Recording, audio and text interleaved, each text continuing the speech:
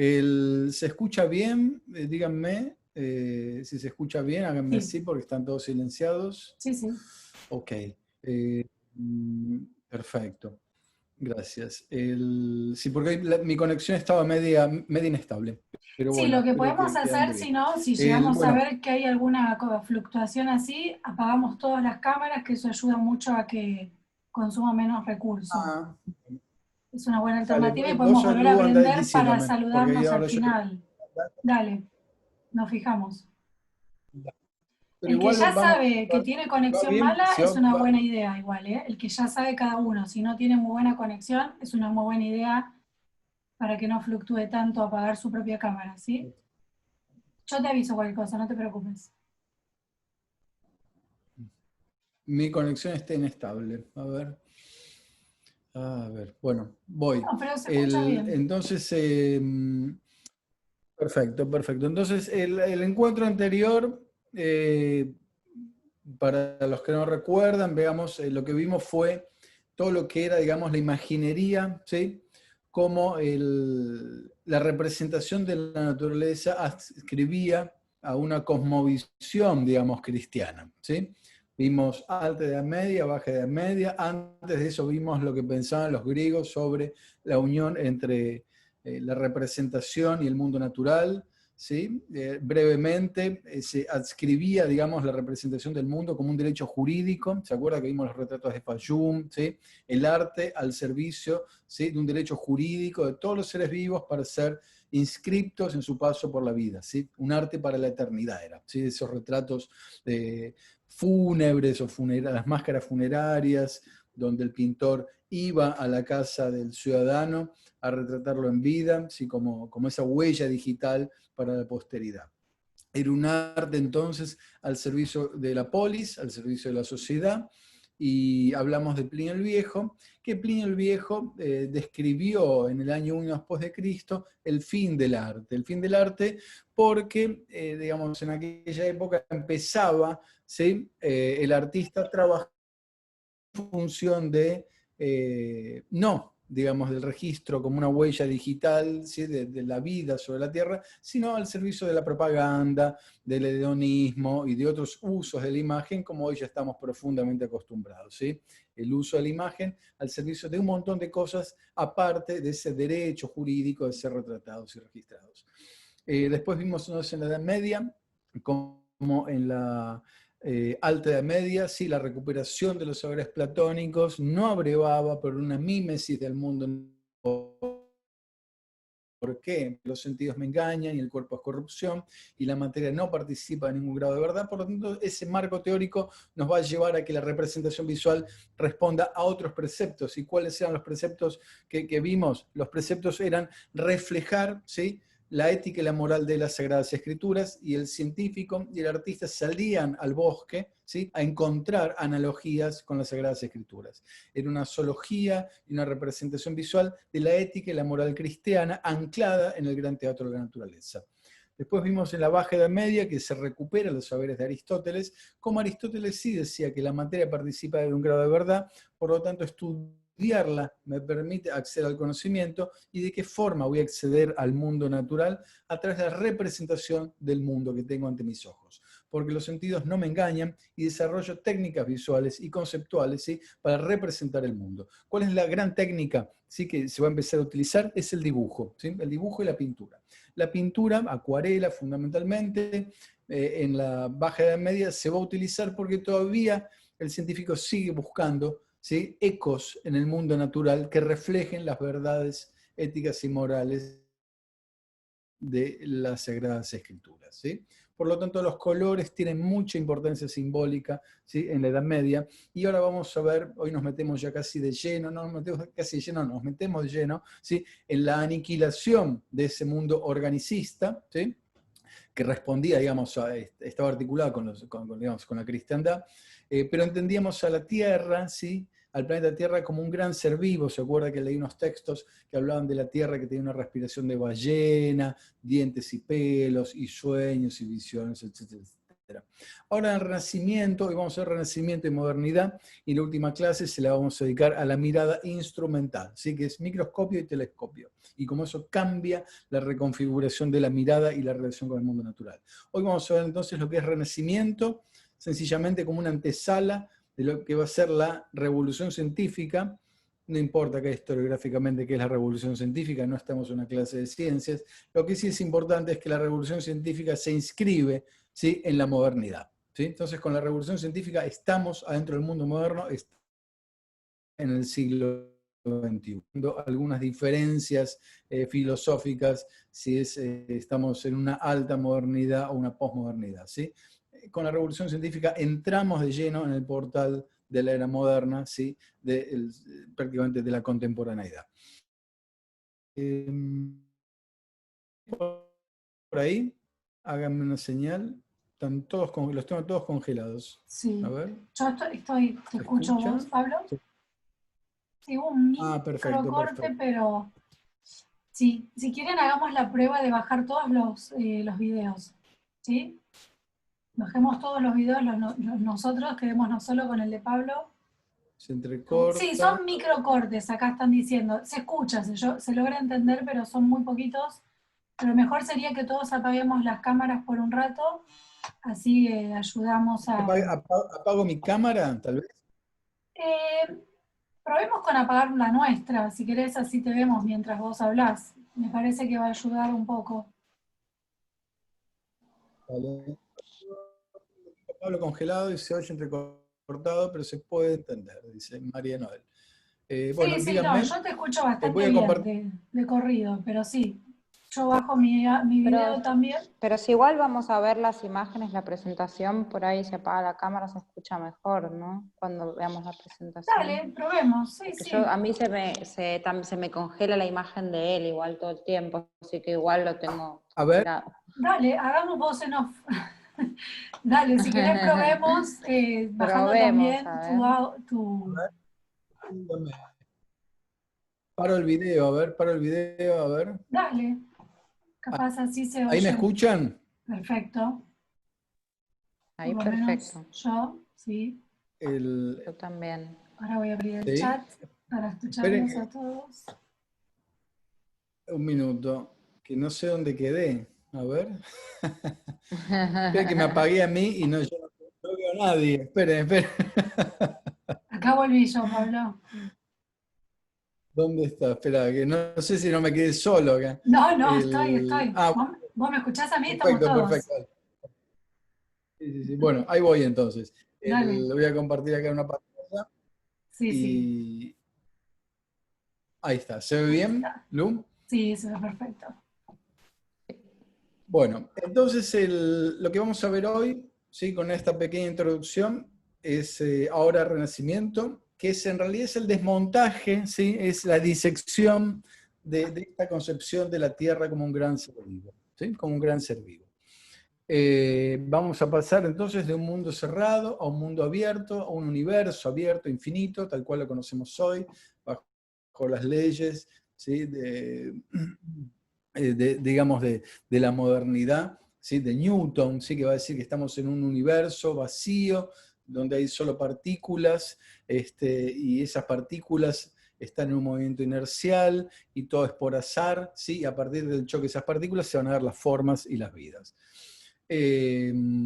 Vamos a, entonces, a ver, quiero leer alguna cuestión, pero las vamos a ir visitando ahora en los breves minutos el Renacimiento, digamos, con la caída de alguna forma del discurso hegemónico, ¿sí?, de la cristiandad, vamos a tener tres corrientes filosóficas que van a convivir en esos 100 años, 200 años que se llama historiográficamente el Renacimiento. Por un lado, ¿sí?, que es el organicismo y que tributa a todo lo que venimos viendo, ahora con respecto a Aristóteles y Platón y los bestiarios y los herbarios, ¿sí?, entendiendo el organicismo como la Tierra como un gran organismo. Por otro lado, vamos a recuperar, ¿sí?, los saberes de Hermes Trismegisto y de Pitágoras, ¿sí?, el gran matemático Pitágoras, pero esto en clave divina, en clave esotérica, en clave mágica. La matemática como una escritura sagrada, ¿sí? Este movimiento va a dar lugar a lo que llamamos el neoplatonismo, ¿sí?, el neoplatonismo, o en clave más de historiografía científica, a mí me gusta denominarla como la ciencia mágica. La ciencia mágica. Acá se van a inscribir los alquimistas, y esto es muy importante, porque a partir de los alquimistas va a surgir, a derivar, a evolucionar este gran arte del manejo de la materia, en lo que después va a ser la química moderna y la gran revolución científica, ¿sí? La gran revolución científica del 1700 con la electroquímica, etcétera, etcétera. Y después la tercera corriente filosófica, que es, diría yo, prácticamente heredera de la lógica, ¿sí?, del medioevo, ¿sí?, heredera de Anselmo, ¿sí?, heredera de Santo Tomás de Aquino, ¿sí?, que inauguran la lógica y la observación, que va a ser el mecanicismo, ¿sí? El mecanicismo, entender a la tierra, al organismo, a lo vivo, como un gran mecano, ¿sí?, como un gran mecano, y Dios pasa a ser un gran ingeniero, ¿sí? Acá lo pongo de arriba, ¿sí? El hombre articula el saber y Dios es un gran mecánico, ¿sí?, es un gran ingeniero. Entonces tenemos tres corrientes filosóficas, repito: organicismo, que va a tributar a Aristóteles; neoplatonismo, que va a ser la ciencia mágica, la alquimia; y el mecanicismo, del cual somos todos hoy profundos herederos y cuyo mascarón de proa es el gran Galileo Galilei. Bien, vamos a hacer entonces rápidamente un pasaje por estas tres corrientes filosóficas. Y no me voy a detener en esto, sencillamente voy a mostrar esta imagen de Giotto, que estimo y deseo que todos ustedes la conozcan, ¿sí? Si no la conocieron, la conocen ahora, para poder tener como referencia, ¿sí? Pensemos que la ciencia siempre habla referido a algo, ¿sí? Siempre referido a. Y lo que vamos a empezar a ver ahora va a ser una especie de diálogo visual, de gramática visual, con respecto a la historia de las bellas artes. Y en este momento, entonces, las bellas artes se van a inscribir, ¿sí?, según algunos historiadores de las bellas artes, dice que acá comienza, digamos, la historia del arte moderno, de alguna forma, ¿sí?, o de lo que va a ser la antesala del arte moderno, que es el arte renacentista, con esta imagen de Giotto, que tiene una particularidad muy, muy, muy específica que yo quiero recalcar en este curso, ¿sí? Cuando estamos en esta imagen de Giotto, ¿sí?, estamos adentro de la escena, ¿sí?, estamos participando del lamento de Cristo, ¿sí? Hay perspectiva, ¿sí?, hay escenificación, hay teatralización de la imagen ya tiene volumen, ¿sí?, tiene escena, y nosotros estamos adentro de la escena, somos partícipes de la escena. Podemos decir que con esta imagen, ¿sí?, se inaugura la época del cine, la época del teatro, ¿sí?, la época, digamos, de la virtualización de la imagen, de la 3D. Yo estoy adentro de la escena y quedo obnubilado, ¿sí?, ante el lamento de Cristo. En paralelo a esto, entonces, vamos a tener desarrollo, ¿sí?, de tratar de reflejar el conocimiento con el mundo natural, que van a tener otra impronta visual totalmente distinta a esta imagen de Giotto, y que Giotto estilos de los grandes pintores del Renacimiento, ¿sí?, del óleo sobre tela, sobre tabla, sobre madera, etcétera, etcétera, tal cual lo conocemos hoy desde la narrativa de las bellas artes. Una guerra de estilos, una sofisticación de estilos. Pero en paralelo vamos a tener este desarrollo visual, ¿sí?, que va a ir para otro lado, va a apuntar para otro lado. Acá les voy a presentar a Conrad Gessner, ¿sí?, Conrad Gessner, que va a ser uno de los representantes más importantes de esta corriente filosófica que tributaba a Aristóteles y a todos los saberes, digamos, de la Edad Media, que es Conrad Gessner. Conrad Gessner, entonces, en su libro, digamos, de biología, del 1500, del pleno Renacimiento, nos va a mostrar entonces, ¿sí?, por ejemplo, en un gran índice visual de todos los seres vivos, ¿sí?, que componen esta tierra que empieza a ser desmembrada como un mecanismo. Y acá vemos algo que es notorio y que es a recalcar con respecto a los bestiarios y los herbarios y las imágenes que venimos viendo hasta ahora. ¿Qué es lo que está pasando acá? Y me gustaría acá tal vez que podemos habilitar el chat. A ver, ¿dónde está el chat? Porque tal vez ustedes pueden ir escribiendo, ¿sí?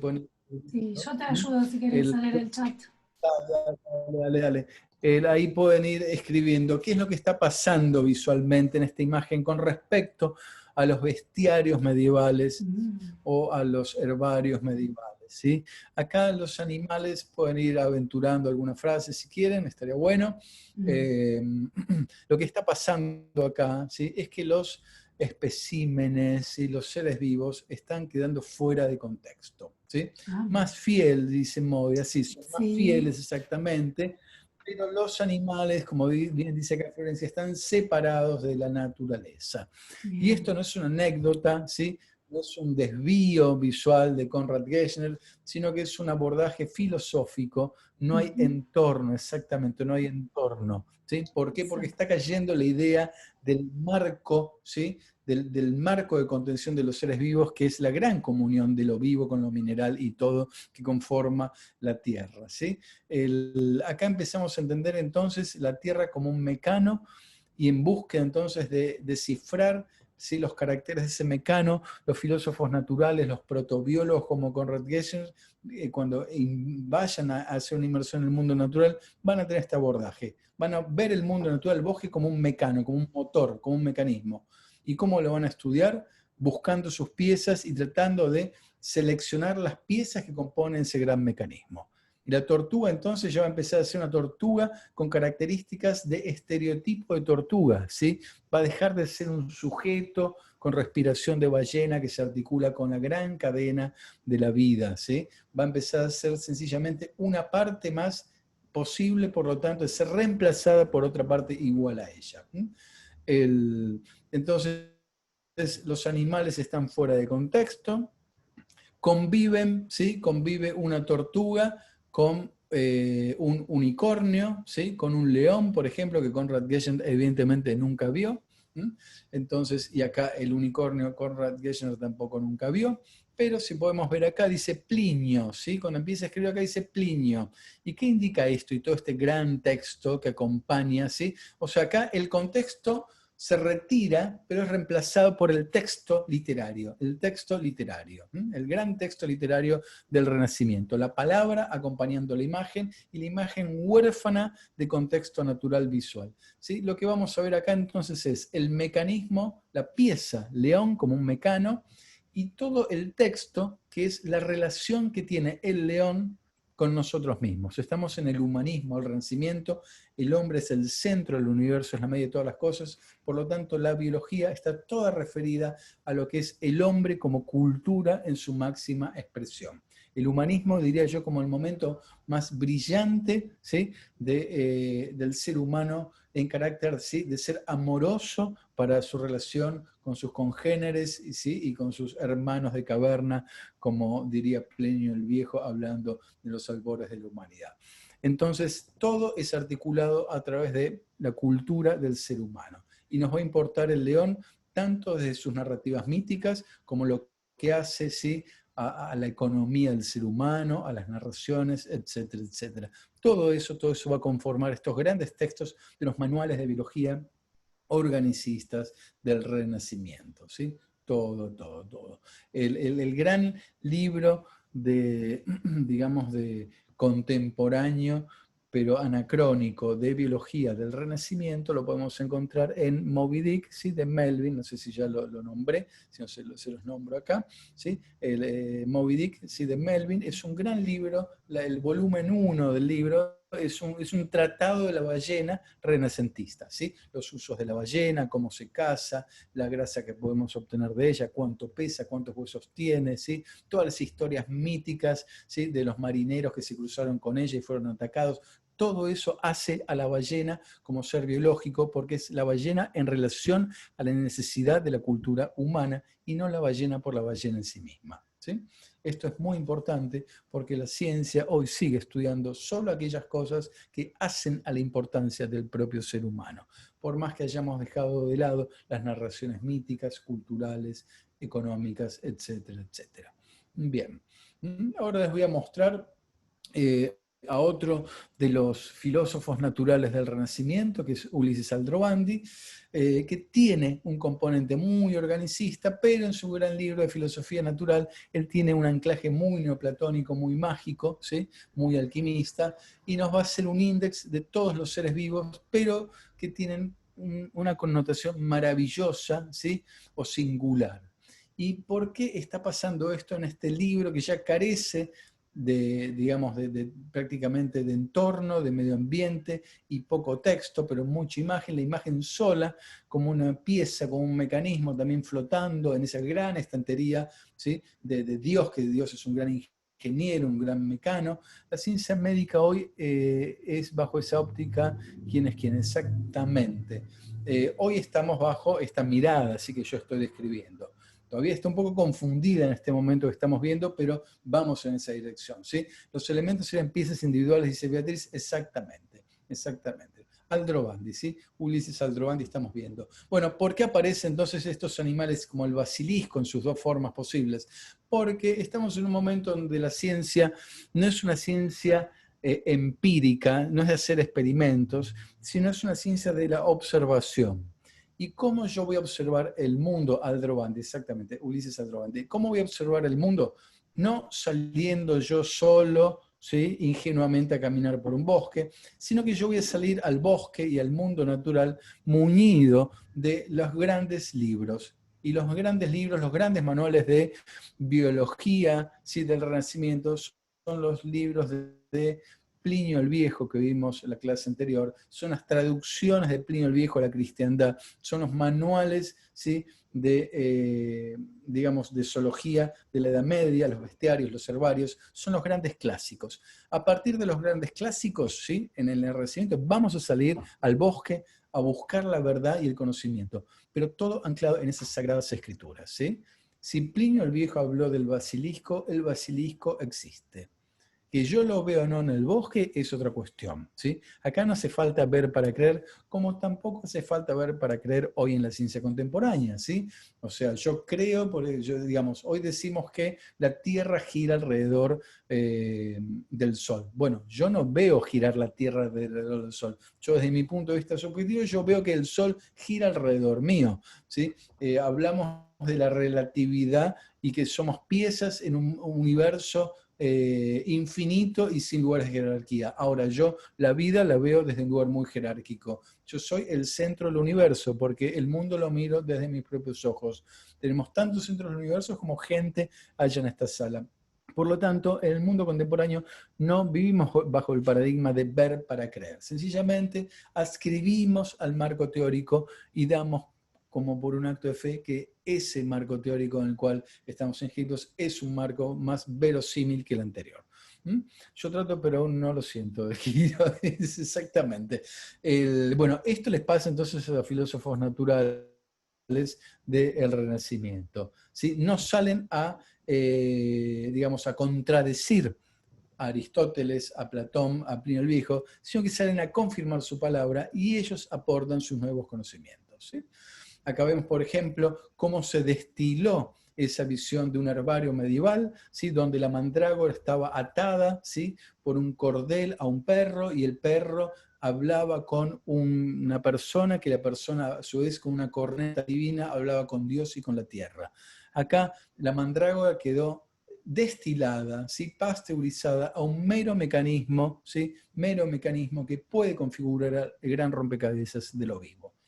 Todavía hay, ¿sí? Una intelección con algo mágico, con algo donde se conecta lo antropomórfico con lo animal y lo vegetal, en esta mandrágora que tiene la raíz como forma de cuerpo humano, de cabeza de hombre, y el pelo del hombre, ¿sí? Con las hojas de la mandrágora. Esto era importante porque si mi pelo se parece a las hojas de la mandrágora, yo participaré de la mandrágora y la mandrágora participará de mí. Pero acá quedó, ¿sí? Quedó fuera de contexto, y esto indica, repito, y escríbanlo, por favor, ¿qué está indicando esto? Está indicando que estamos ante una caída, la caída del muro de la Tierra como un gran organismo que está todo integrado, y estamos en la antesala, en el parto, en el dar a luz, la Tierra como un gran mecano, y cada parte, por lo tanto, flota en el espacio como una tuerca, como un tornillo, ¿sí? A nuestro libre albedrío para hacer uso y desuso de eso. Estamos en la antesala de empezar a entender la naturaleza como un recurso al servicio del ser humano, porque estamos separándonos de ella, ¿sí? Estamos separándonos de ella. Bien, acá hay otras imágenes, que estas imágenes son, ¿sí? Claramente, digamos, de un texto de botánica ya casi moderno, y está mucho más cerca este libro de la botánica contemporánea que de los herbarios, ¿sí? medievales que vimos, ¿sí? ¿Por qué? Porque estamos retirándonos del medio ambiente y las piezas flotan, repito, flotan en el espacio. Díganme si se me escucha bien, si voy bien. Sí, sí, perfecto. Pongan en el chat. ¿Sí? Sí, Perfecto, todo genial. perfecto. Sí, se escucha bien.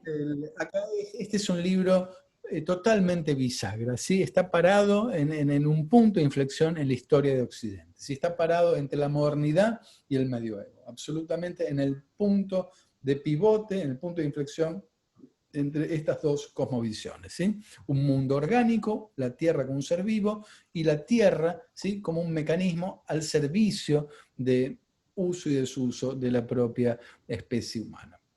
Ahora les voy a mostrar uno de los más famosos y más mediáticos articuladores de lo que podemos llamar hoy anacrónicamente arte y ciencia, ¿sí? Que es el gran Leonardo da Vinci, que es un personaje típico del Renacimiento. Típico del Renacimiento porque está atravesado, ¿sí? por todo tipo de controversias, ¿sí? La controversia aristotélica, organicista, la controversia mágica neoplatónica, pitagórica, y la controversia mecanicista. Y acá en esta lámina entonces podemos ver cómo en este gran caldo de cultivo que es el Renacimiento, en el que conviven todas estas líneas filosóficas, ¿sí? y de creencias, parecerían imprimir en los filósofos naturales vamos a llamar a todos los que se interesan por el estudio de la vida, y entonces Leonardo da Vinci, Durero, son filósofos naturales, más que artistas o científicos, ¿sí? ¿Quién era ese libro bisagra anterior? Ese Filosofía Natural de Ulises Aldrovandi. Ulises Aldrovandi es el anterior que di. Después se los escribo. Vimos Conrad Gessner y Ulises Aldrovandi.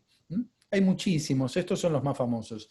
Entonces, en esta época empiezan a convivir estos dos programas visuales, ¿sí? Estos dos programas visuales que responden a preguntas y objetivos diferentes, ¿sí? La Gioconda, que va a responder al programa visual de las Bellas Artes, del cual su mascarón de proa va a ser el libro de Vasari, ¿sí?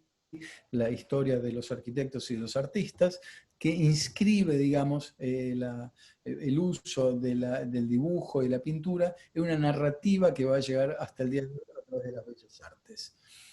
Y por otro lado, Cecilia ahí pone perfecto, se escucha bien, y por otro lado tenemos el otro programa, ¿sí? que empieza a germinar, a brotar de forma increíble, con un vigor tremendo, y que va a ser el programa que va a arrasar, digamos, al Renacimiento y al Medioevo, que va a ser el programa de la Revolución Científica y la modernidad. Y ese programa se va a inscribir en esta retórica visual, ¿sí? En esta retórica visual. No en un programa de mímesis con el mundo natural, ¿sí? Porque desde el campo científico no nos interesa, ¿sí? una mímesis con el mundo natural, sino que nos va a interesar una intelección con el mundo natural que nos permita meternos adentro de los seres vivos, para poder modificarlos, ¿sí? y hacer, ¿sí? que ellos actúen a voluntad, a uso y desuso de nuestra propia especie humana. Repito, entonces tenemos dos estrategias visuales, la pintura y la mímesis, y el dibujo casi en clave ingenieril. Entonces acá rápidamente, por favor, escriban que sean 2 frases en el chat. Si yo tengo que hacer un estudio de la naturaleza, ¿sí? Tengo que hacer un estudio de la naturaleza, ¿cuál de estas dos retóricas visuales va a ser más efectiva? ¿Sí? La pintura mimética, como la Gioconda, o el dibujo ingenieril o arquitectónico o mecánico que tenemos acá en estas láminas del comienzo de la anatomía humana. el dibujo. Acá escriben el dibujo. Y yo les pregunto por qué el dibujo, si el dibujo justamente es lo que menos, ¿sí?, se acerca a la verosimilitud, y la pintura es lo que más nos lleva a la verosimilitud, y yo quiero estudiarlo vivo. ¿Por qué voy a elegir, ¿sí?, justamente la estrategia, la técnica, la tecnología visual que más se aparta de la verosimilitud? ¿Por qué? ¿Por qué? ¿Quién se atreve a errar, equivocar? La pintura es más increíble. La pintura es increíble, sí, la pintura es fabulosa, es increíble, pero es increíble el dibujo de anatomía, ¿no? Es mucho más creíble, digamos, la Gioconda que esto. Yo me parezco mucho más a esto que a esto, ¿sí? La abstracción del dibujo, la posibilidad de descripción del dibujo. Exactamente, porque a través del dibujo, ¿sí?, el dibujo nos va a permitir sintetizar la gran confusión que es el mundo vivo. Yo tengo que sintetizar el mundo porque un bosque es imposible de abordarlo con la confusión, ¿sí?, de ramas y formas que tiene. Tenemos que sintetizarlo, simplificarlo, tenemos que modelizarlo. La pintura es inmodelizable e inclusive nos lleva a las variables del erotismo, la sensualidad, la emoción, la percepción. Y acá nos confunde porque estamos en un programa de racionalismo y de tratar de objetivar el mundo natural. Y queremos objetivarlo para racionalizarlo y sintetizarlo. Y lo que queremos es adelantarlos a las controversias del mundo natural. ¿Y cómo vamos a lograr eso? ¿Sí? Metiendo al mundo natural en una matriz matemática. En una matriz matemática, la matemática sagrada en el Renacimiento, la matemática pitagórica. Porque yo cuando pueda, ¿sí?, meterle al mundo natural, a esa pierna, ese brazo, ese cuerpo humano, una función matemática, ya voy a poder empezar a hacer futurología sobre el mundo natural, porque la función matemática me va a permitir adelantarme a las contingencias de lo natural, del tiempo, de la climatología. Y yo voy a empezar a ser amo y señor de mi propio destino.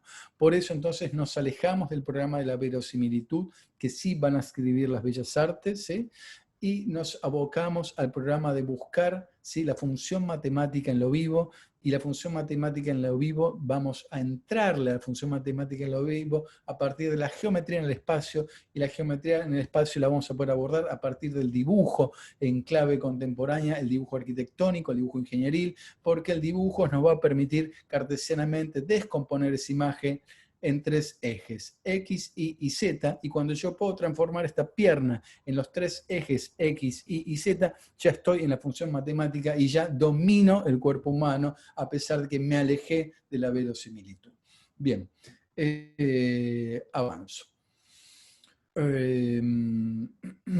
Acá vemos en el Tratado de Pintura, entonces, de Leonardo da Vinci, como él, más que ascribir a la historia de los estilos de las bellas artes y la emoción, él habla en términos científicos, ¿sí? Él está queriendo adscribir a los grandes pensadores de vanguardia del 1500, que son el germen de la revolución científica. Acerca entonces se pregunta Leonardo da Vinci de si la pintura es o no una ciencia concretamente, ¿sí? Y acá dice, debe ser llamada ciencia aquel discurso mental. Fíjense que Leonardo habla de un discurso mental que se origina en los últimos principios, ¿sí?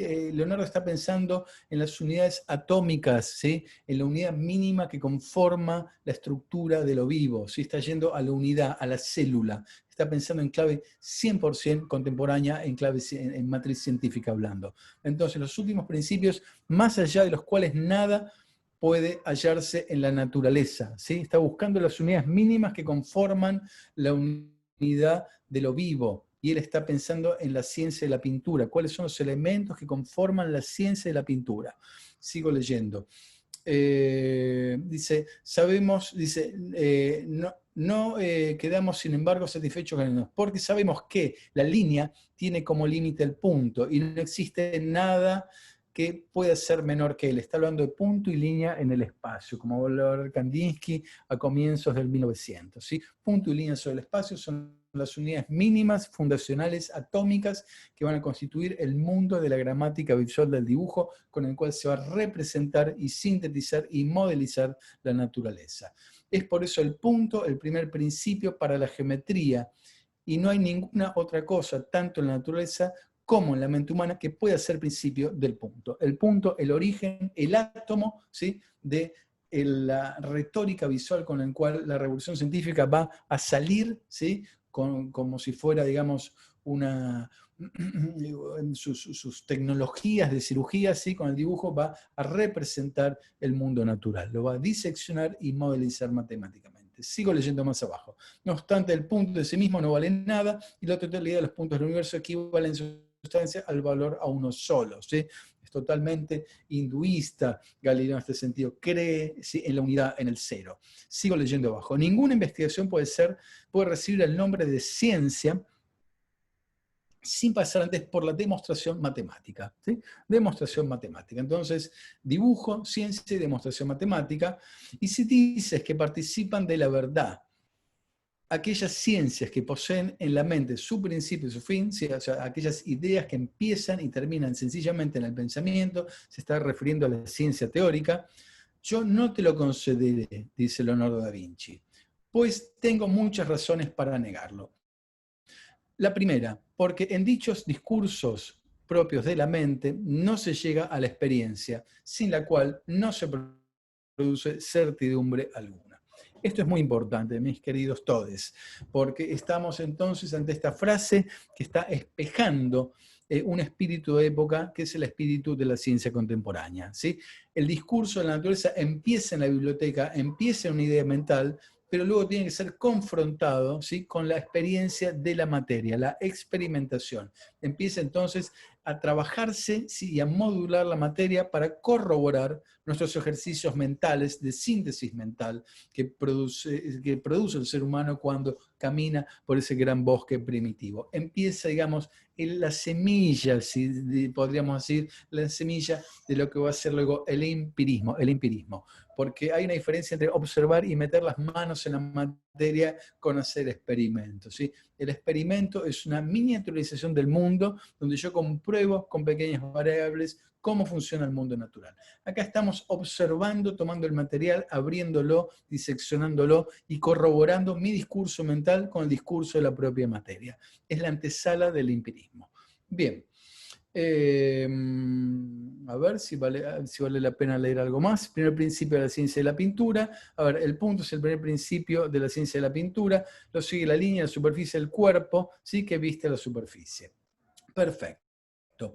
Seguimos avanzando entonces. En esta imagen podemos ver entonces cómo este programa de científico, digamos, científico en el sentido amplio de la palabra, ¿sí?, no en el sentido de la ciencia contemporánea, de la ciencia dura, de la química, la física, la gran ciencia que para Plinio el Viejo era mejorar nuestra relación con nosotros mismos y con el entorno. Vemos entonces cómo este discurso de la naturaleza permite, ¿sí?, al filósofo natural, al dibujante, al artista, representar de la misma forma que representaba un cuerpo humano, ¿sí?, en la misma esfera, en la misma horizontalidad de jerarquía, ¿sí?, al cuerpo humano y a los animales, al caballo y al perro, a nuestros hermanos de granja. ¿Y cómo va a abordar Leonardo da Vinci a nuestros hermanos de granja? A través de la matriz matemática. Y acá vemos entonces cómo, ¿sí?, a la cabeza del caballo le pone una matriz de cartesiana de ejes X, Y, Z, y al perro después entonces avanzando un paso más, una formulación matemática que se desprende, ¿sí?, de esta cartesianización del dibujo del natural, ¿sí? Entonces el perro ya no nos importa tanto cómo es, ¿sí?, su olfato, su aliento, su aspecto táctil, sino que lo que nos importa es abordarlo a él para llegar a una función matemática. Y repito, quiero llegar a una función matemática porque la función matemática me va a permitir, ¿sí?, desanclarme de las contingencias climatológicas y biológicas que azotan al ser humano. Inclusive hoy, a pesar de estos 600 años que nos separan con este programa, nos siguen azotando de forma increíble con el coronavirus que nos tiene encerrados, ¿sí?, y no podemos librarnos de las contingencias de la naturaleza a pesar de estos 500 años de programa de intelección científica con el mundo. Y este programa entonces nos va a permitir pasar de la superficie, ¿sí?, de la analogía de las formas al interior e ir en búsqueda de la estructura medular de lo vivo, ¿sí? Entonces, este programa literario, este discurso de la mente nos va a llevar un viaje al interior del cuerpo vivo, y ese viaje al interior del cuerpo vivo tiene que pagar un precio muy alto, que es la disección de los propios cuerpos, y esto nos va a llevar a una guerra constante con el gran discurso moralizante de Roma. Ir al interior del cuerpo vivo nos va a enfrentar con una naturaleza mecánica de lo vivo y del propio cuerpo humano, y vamos a empezar a encontrar analogías maquinales entre el cuerpo humano, ¿sí?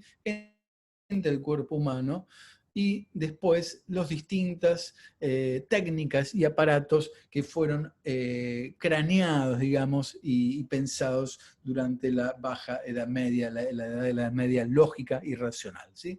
Entonces, el cuerpo transformado en máquina, la máquina transformada en cuerpo, de manos de la pluma del mismo artista, en este caso Leonardo da Vinci, pero podrían ser miles de artistas colegas contemporáneos de Leonardo da Vinci, que empiezan a ver en el cuerpo humano, ¿sí? Una intelección con las técnicas, ¿sí? Lo maquinal, y la técnica y lo maquinal se van a entroncar perfectamente con los albores de la clase media industrialista, ¿sí? Entonces tenemos el cuerpo humano-máquina, el cuerpo humano-máquina articulado con una nueva geografía de lo económico y el comercio en un mundo que va a derivar en el cual vivimos actualmente. El cuerpo como modelo para la máquina. Exactamente, exactamente. Una imagen espeja la otra y no hay diferencias entre una y la otra, ¿sí? Una pelvis, ¿sí? Puede entroncar perfectamente con una bacha, ¿sí? De baño, ¿sí? No hay ninguna diferencia conceptual entre ellas.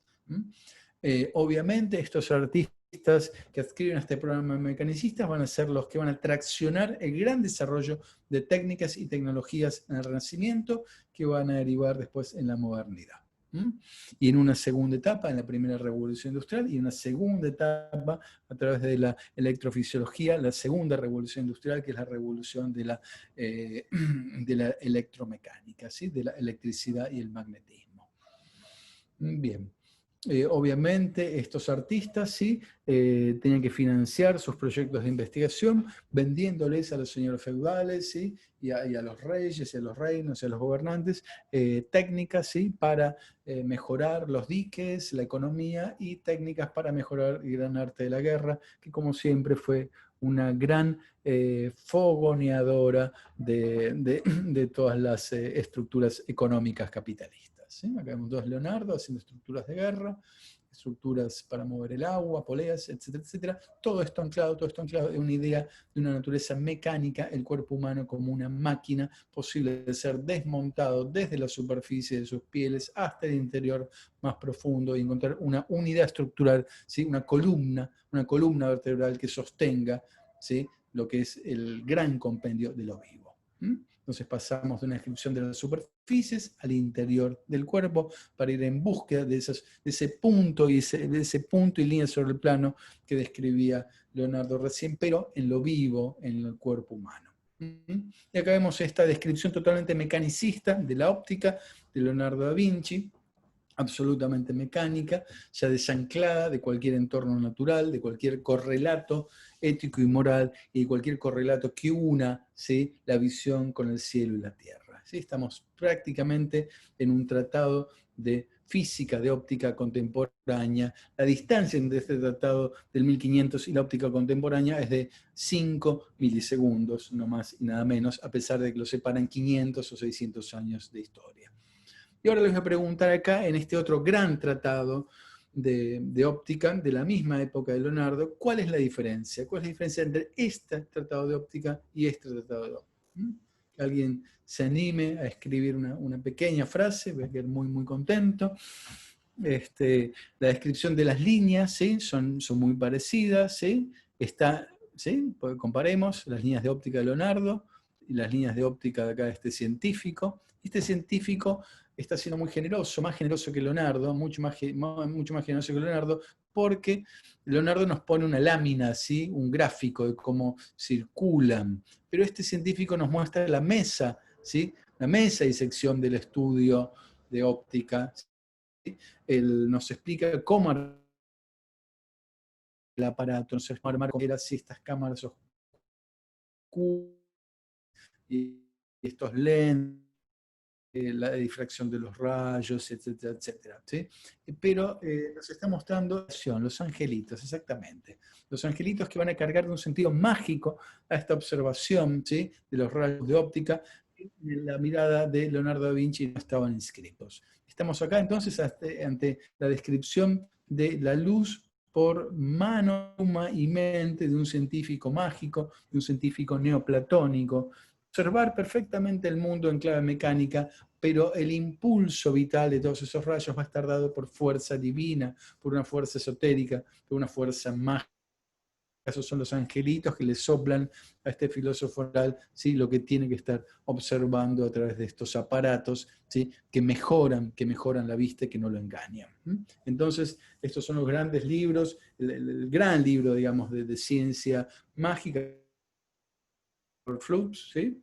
de fines de 1500, ¿sí? Robert Flux es un filósofo natural de la Universidad de Oxford, él es un filósofo mágico, y a pesar de ser un filósofo mágico profundamente esotérico,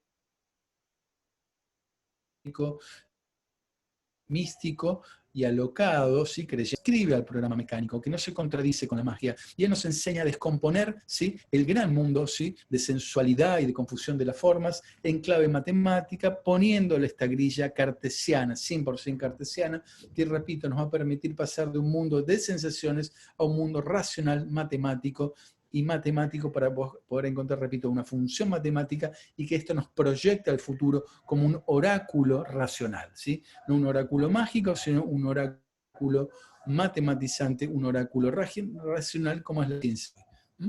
Entonces, la perspectiva, la cámara oscura,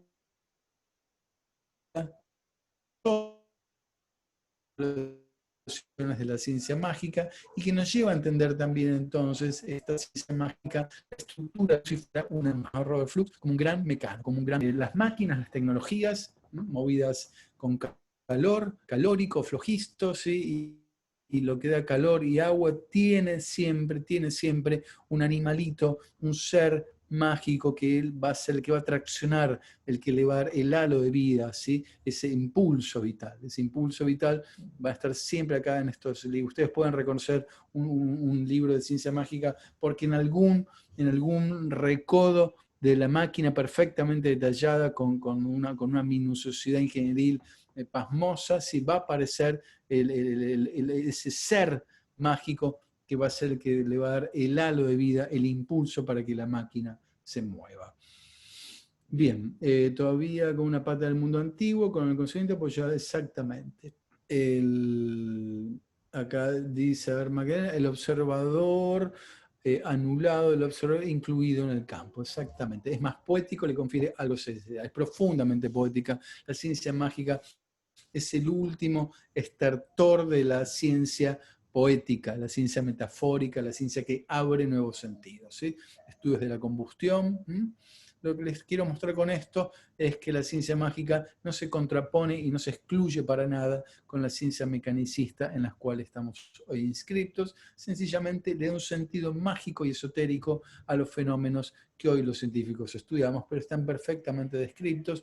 Por eso los alquimistas son los padres, los abuelos de la química moderna. No hay absolutamente ninguna contradicción entre estos programas y el programa contemporáneo de ciencia. Acá vemos en este bello grabado, ¿sí? de lo maquinal, cómo se ven los entes mágicos, ¿sí? que dan vida a todo el mecanismo tecnológico, que después va a ser la tecnociencia de la contemporaneidad. Bien.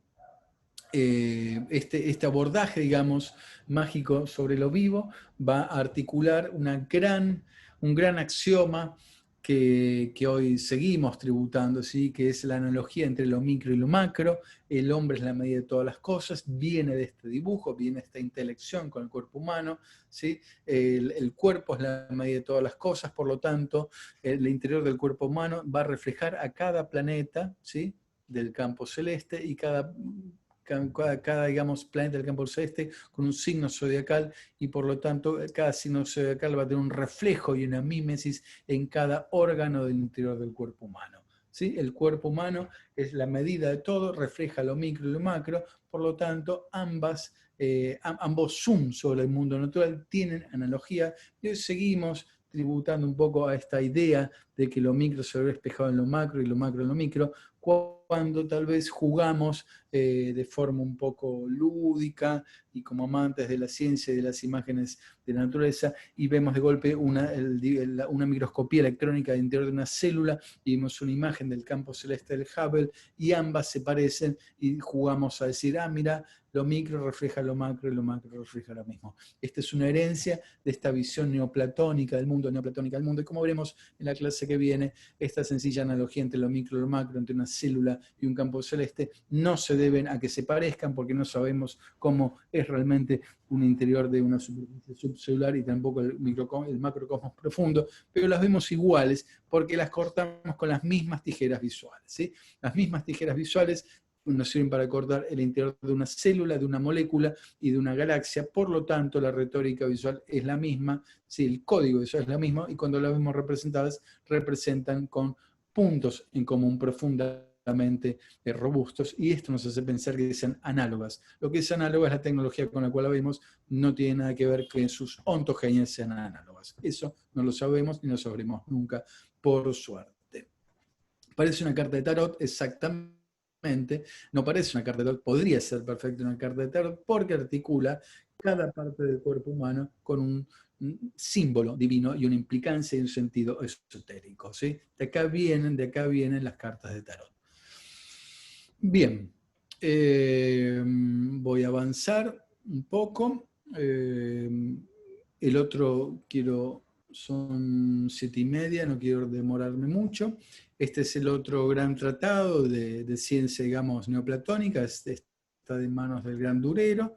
Entonces, nuevamente la misma articulación para representar a la naturaleza, ¿sí? De forma mimética, que impacte en nuestros sentidos. La pintura es la estrategia más idónea, pero si yo quiero abordar el estudio de la naturaleza para poder modelizarlo y manipularlo, me tengo que alejar del programa de la pintura, ¿sí? El programa pictórico, y abordar y adscribirme al programa del dibujo, porque el dibujo nos va a permitir llegar atrás de la geometría en el espacio a las formas matemáticas de este.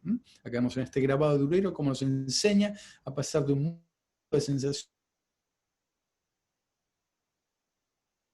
ediciones, ¿sí? Arte, ¿sí? Arte, digamos, en el sentido estético de la palabra, y ciencia en el sentido racional y corto de la palabra.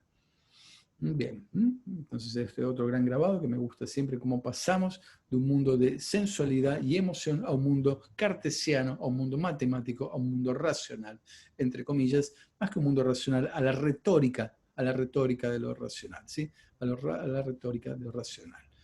Bien, voy a seguir avanzando. Estos son los bellísimos dibujos de Durero del cuerpo humano. Y acá vamos a ver el compás, ¿sí? El compás que siempre aparece en los dibujos de los artistas que escriben programas científicos, porque el compás significa, es el símbolo de la medición del mundo, y la medición del mundo me permite llegar a la numerología, que me va a permitir llegar entonces a la fórmula matemática. Permítanme pasar a otra situación. Quiero mostrar acá entonces el otro, digamos, quiero entrar ahora. Entonces vimos una corriente organicista, ¿sí? Con Ulises Aldrovandi y con Ras Geshner, que nos mostraban esa naturaleza un poco amorosa, aristotélica.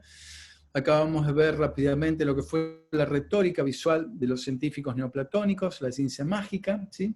La ciencia de Hermes Trismegisto, de Pitágoras, la matemática sagrada, y ahora les voy a mostrar un poco la retórica visual de la nueva corriente que va a aparecer en el Renacimiento, que es el mecanicismo hecho y derecho puro, del cual somos todos tributarios, y el personaje más conocido por todos nosotros es Galileo Galilei, ¿sí? Y después Newton, que va a sellar este programa visual de ver al mundo a través de la matemática. Pero en este caso les presento al primer cirujano de la historia de la modernidad, ¿sí? Al primer cirujano de Occidente, digamos, esta narrativa moderna, que es Ambroise Paré. Ambroise Paré, hasta el 1500, digamos, cuando alguien se cortaba, y tenía, digamos, un tajo por una guerra de las cruzadas, ese tajo había que sellarlo, ¿sí? Con un hierro candente, ¿sí? Se cauterizaba. Ambroise Paré tiene la fabulosa y terrible idea de no cauterizar con un hierro caliente, sino usar una aguja, hilo y coser, ¿sí? Es el primer cirujano. Y él hace, digamos, inscribe entonces su gran libro también de filosofía natural, y va a inscribir a los seres fabulosos, pero ya una retórica visual totalmente de manual de anatomía, así de patología contemporánea, pero obviamente si el gran Plinio el Viejo, el gran Aristóteles hablaron de un cerdo con cabeza de hombre, bueno, él lo inscribe también, pero va a inscribir al monstruo de Rávena junto, ¿sí? con registros naturales que podemos encontrar hoy en día en el Museo de Patología de la Facultad de Medicina. ¿Sí? En la Facultad de Medicina podemos encontrar, inclusive especímenes, convive la medicina contemporánea con la medicina aristotélica,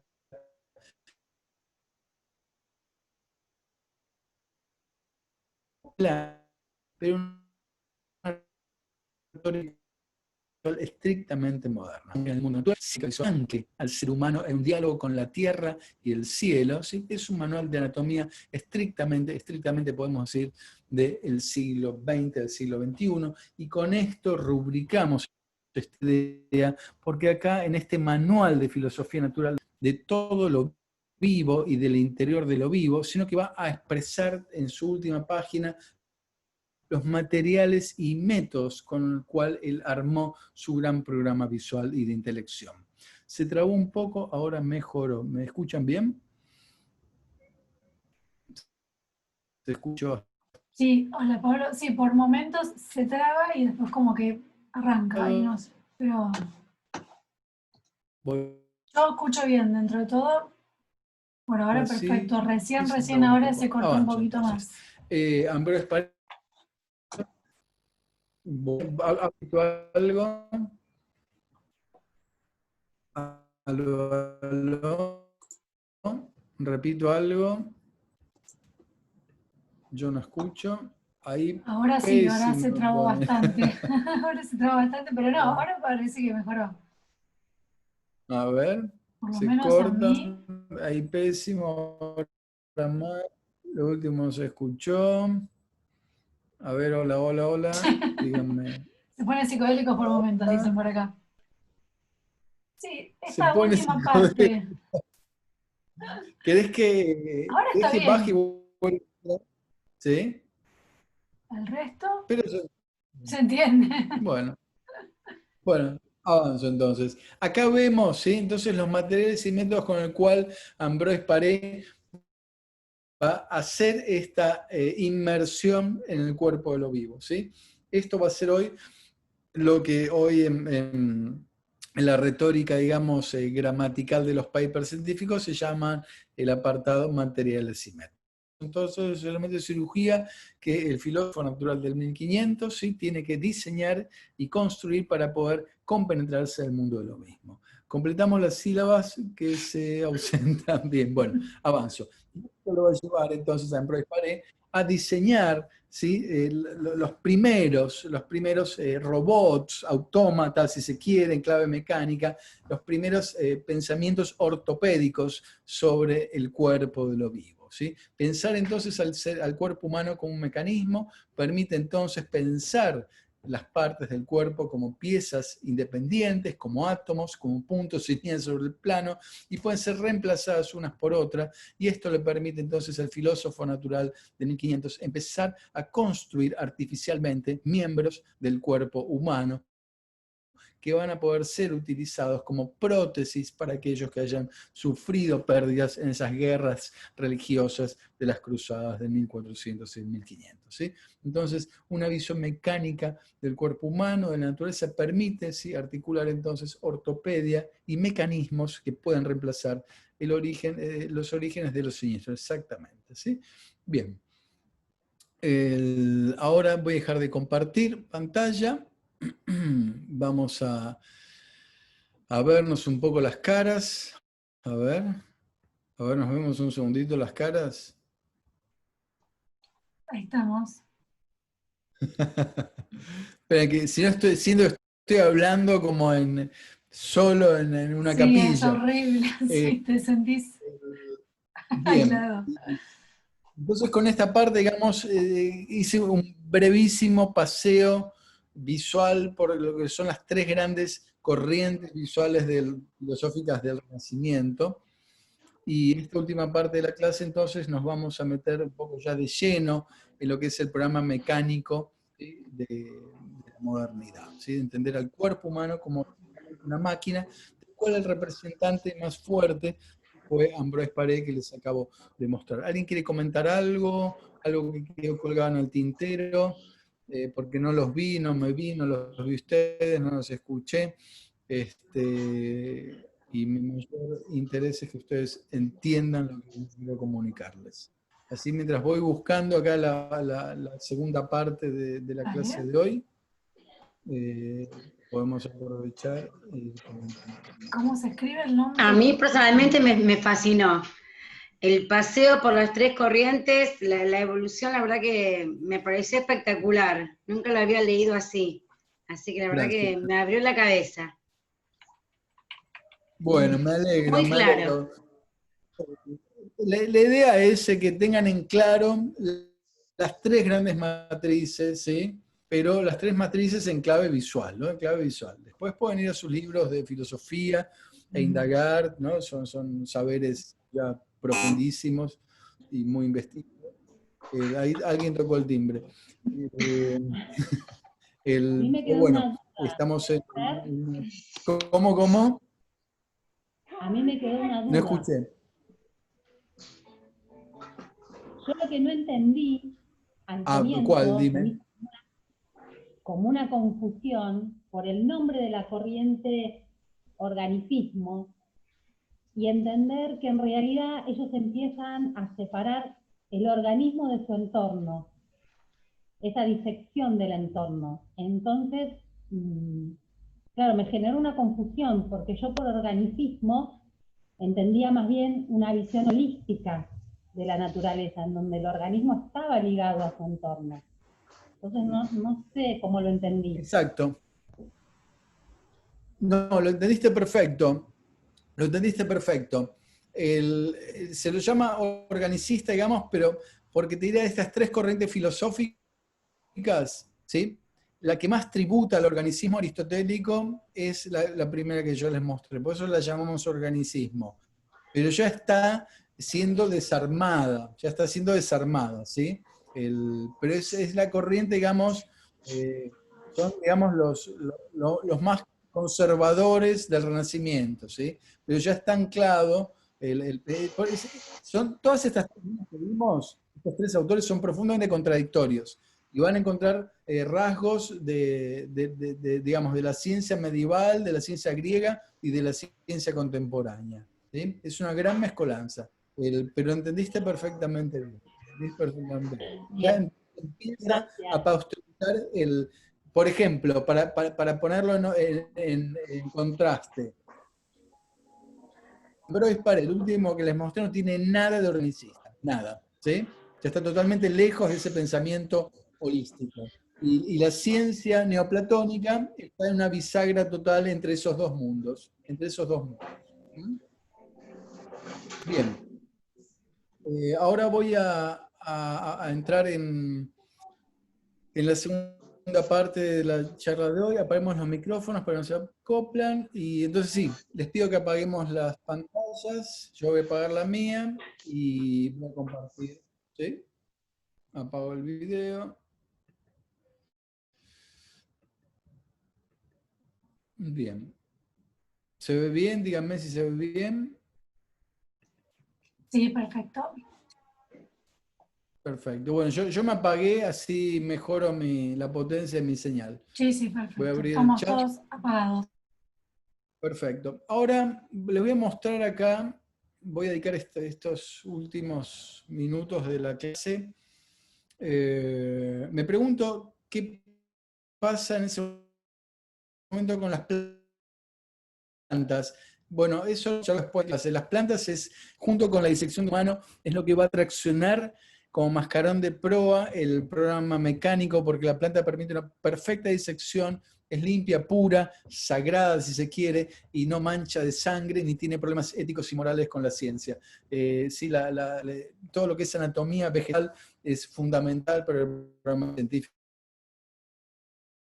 Le respondo un poco a Florencia, ¿sí?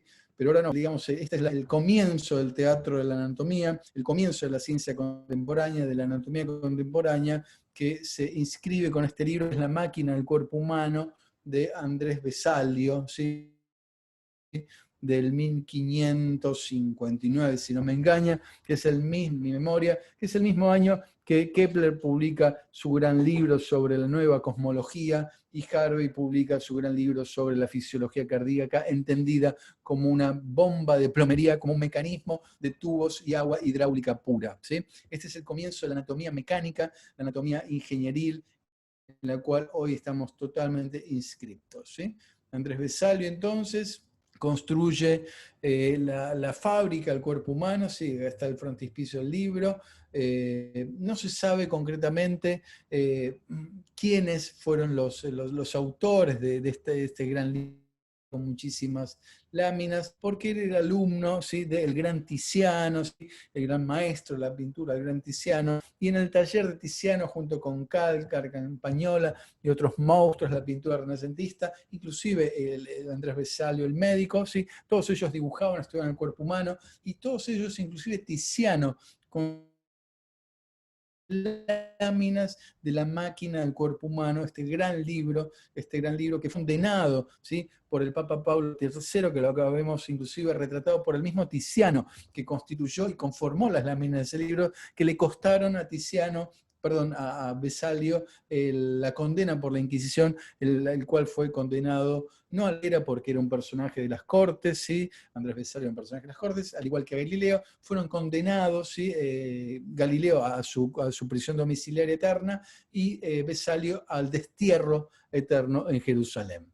Entonces la historia de la pintura, la historia de las bellas artes, tiene mucho, ¿sí?, para confrontar con la historia de los hechos en sí mismos, ¿sí? El Papa retratado, el Papa que condena a Vesalio, ¿sí?, retratado por el mismo maestro de Andrés Vesalio. Acá les muestro un poco las retóricas visuales de los colegas de taller de este gran anatomista, y que todos van a escribir al programa científico y van a contribuir a estas grandes láminas y a explicar al cuerpo humano como una máquina posible de ser desmembrada en partes y reemplazada por otras partes. Nuevamente, repito, 1543, la máquina de la fábrica del cuerpo humano, se llama el libro.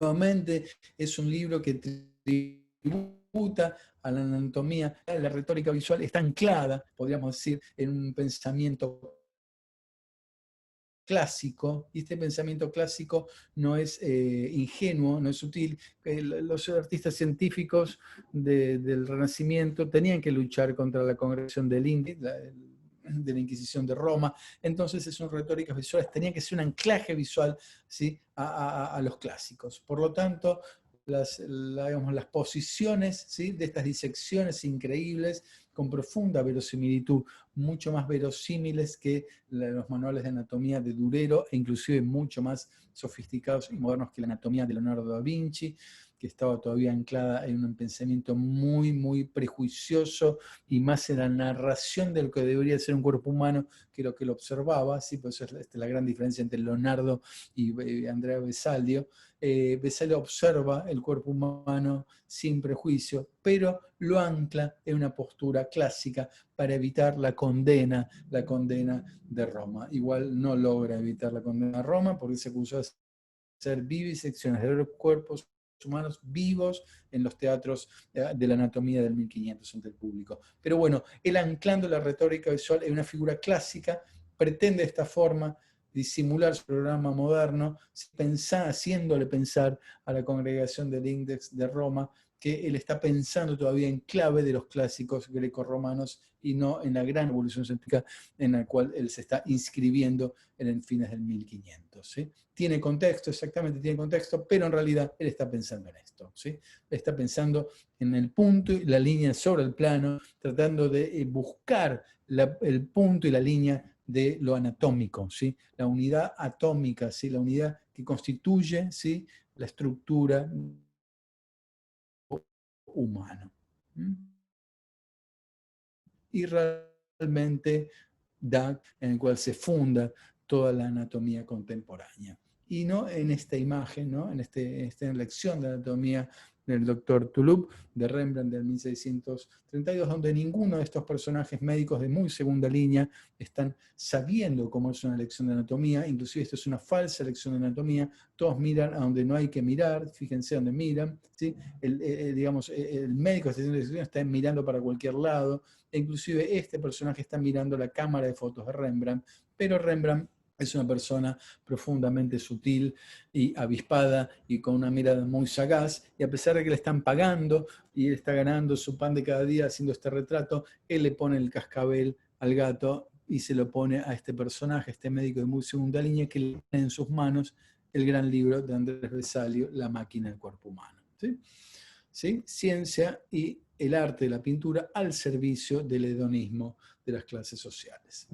El fin de la pintura, el fin del arte, acorde a lo que decía Plinio, en este caso, en el siglo I, ¿sí? O sea, bueno, muchísimo tiempo atrás. Entonces, en este diagrama de anatomía visual comparada podemos ver, ¿sí?, cómo, ¿sí?, el estilo pictórico no se escribe en un programa científico, sino en un programa sí social, y para escribir al programa científico hay que interiorizarse en la retórica visual del punto, el lienzo, el plano, el dibujo, grafito sobre papel, porque es el dibujo el que nos va a permitir llegar a la estructura matemática de las cosas.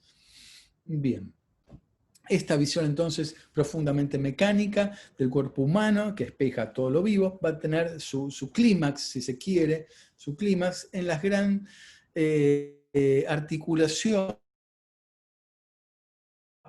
en el siglo de las luces, o sea, 1700, donde se va a pedirle a los anatomistas y a los artistas que articulen una imagen del cuerpo humano a la altura del programa mecanicista de 1700, a la altura de la belleza divina y a la altura de un programa artístico que haga que cuando los viajeros por Europa, en el gran tour de Europa de 1700, que vayan a los museos a ver las Venus, vayan después a las universidades y a los museos de anatomía a ver las Venus desmontables, ¿sí?, de Medici, que son las Venus construidas a partir de 300 y 400 cuerpos de las, digamos, de las universidades y los hospitales, y en estos cuerpos entonces a través de los escultores los van a transformar en piezas de cera, ¿sí?, y en esculturas en clave, digamos, de este ícono, ¿sí?, de este tópico que es la Venus, pero una Venus desmontable, en un programa mecánico, profundamente mecánico, donde el cuerpo humano se va a expresar como una máquina desmontable, ¿sí?, en escala 1 a 1, pero ese cuerpo desmontable no va a tener el horror y lo siniestro de las láminas anatómicas de Vesalio que estuvimos viendo recién, sino que van a espejar la belleza, la sensualidad, ¿sí?, de el propio Dios, que es el creador del cuerpo humano, ¿sí? Entonces, el cuerpo humano espeja la belleza de Dios, y en estas estructuras anatómicas didácticas, ¿sí?, la mujer refleja la belleza de la propia divinidad.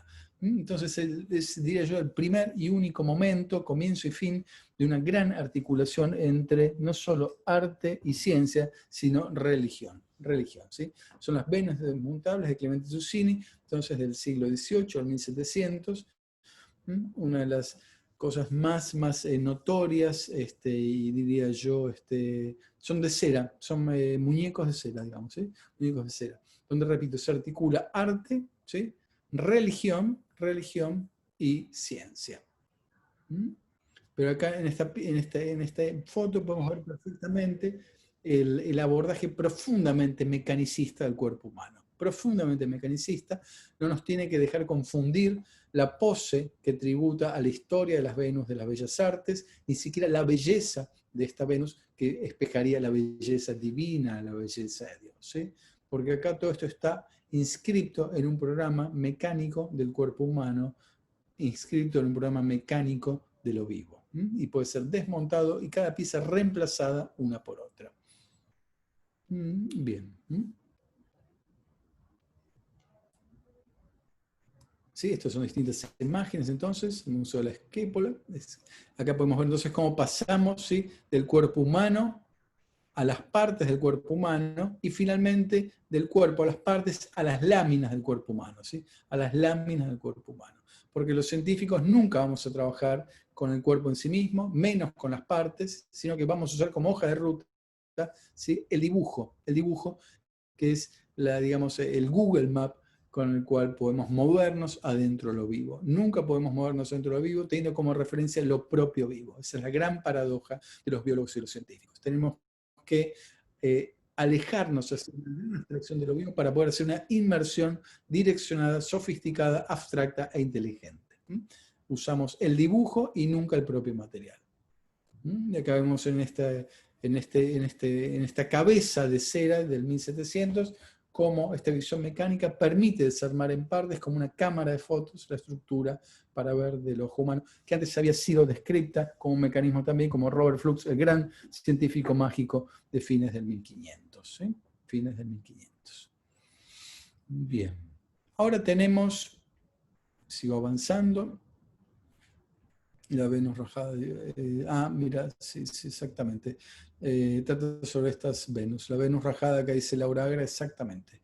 Déjenme verla ahora. Quiero avanzar un poco más.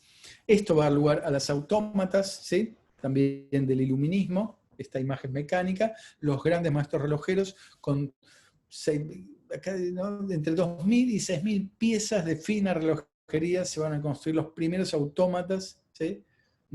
Que son digamos, la antesala de los robots propiamente dichos, y que inclusive va a tener varios programas inscritos en su interior, con los cuales, por ejemplo, esta va a poder dibujar, escribir su nombre, ¿sí? Dibujar su perro con el nombre del perro, la mascota, ¿sí? Son los 4 programas, ¿sí? Que tiene impresos estos autómatas del iluminismo de los maestros relojeros.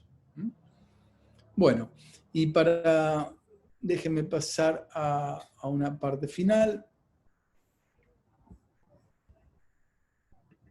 Esperen, tengo un minutito de paciencia. Entonces tenemos el cuerpo, ¿sí? Tenemos el cuerpo entendido como una máquina, ¿sí? El cuerpo entendido como una pieza de relojería fina que permite entonces al ser humano hacer un cuerpo que sea automático, que le damos cuerda, que dibuja, escribe, pinta, toca música, algunos cantan, pero nos falta todavía articularlo con lo vivo, ¿sí? Nos falta articularlo con lo vivo. Tenemos el cuerpo sobre la mesa de disección, pero el cuerpo no se enciende, y el encender al cuerpo va a venir de la mano del gran Luigi Galvani, ¿sí? Con los primeros descubrimientos y evidencias, ¿sí? De la electricidad y el magnetismo, que luego van a formar la teoría unificada electromagnética. Entonces, cuando Luigi Galvani sobre la mesa de disección pone una rana desmembrada y la ata con un alambre de cobre, ¿sí? A un pararrayos, y ese pararrayos tiene, ¿sí? con otro alambre de cobre atado a un barrilete, y lanza ese barrilete al centro de una tormenta eléctrica que él ve que viene, ¿sí? Esa tormenta eléctrica descarga un rayo en el barrilete y transmite esa fuerza electromagnética o eléctrica, digamos, en ese momento, y mueve entonces a la rana desmembrada, ¿sí? Ahí logramos encender lo maquinal de la vida y gritamos "It's alive", como va a gritar el doctor Frankenstein, exactamente. Descartes viajaba con una muñeca autómata, exactamente, Frankenstein, ¿sí? Entonces acá vemos la pila voltaica, ¿sí? La pila voltaica que usa Luigi Galvani, y con esta pila voltaica puede mover partes desmembradas del cuerpo de lo vivo. Y acá ya cierro en un círculo virtuoso esta idea totalmente mecanicista de lo vivo, ¿sí? Mecanicista, que son las grandes láminas del sobrino de Galvani, las láminas de Aldini, donde nos enseña cómo entonces coser a través de la electricidad un cuerpo desmembrado, y el cuerpo desmembrado en cuerpo humano ya no difiere nada del cuerpo de un perro, porque somos todos lo mismo, somos todos sencillamente máquinas, ¿sí? Que estamos en un mismo nivel ontológico ante la mirada de Dios. Y la electricidad va a ser esa fuerza vital, esa chispa de vida, esa llave que encienda entonces, que le dé el mecanismo de lo vivo.